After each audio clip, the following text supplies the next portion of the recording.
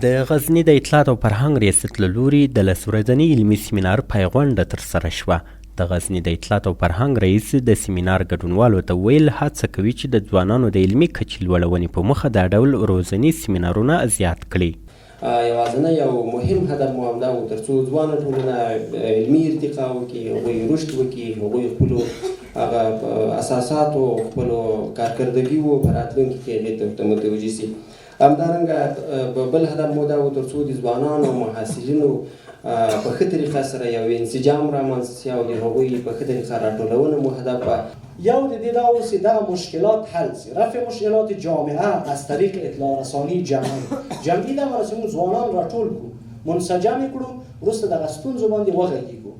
له بلې خوا بیا د دې علمي سیمینار ګډونوال خوښي څرګندوي او زیاتوي چې دا ډول روزني سیمینارونه په لار اچول په اوسني وخت کې ځوانانو ته ګټور تمامېدای شي.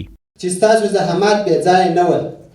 انشاءالله زما په شمول ټول اورېدونکي ډېر په مینه او شوق درسونه تعقیبول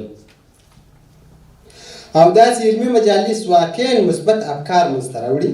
در کل از تدویر این سیمینار و موردی که در آنجا گزین گردیده بود آموختیم و با آموزه‌های دوران عمریمان اضافه شد.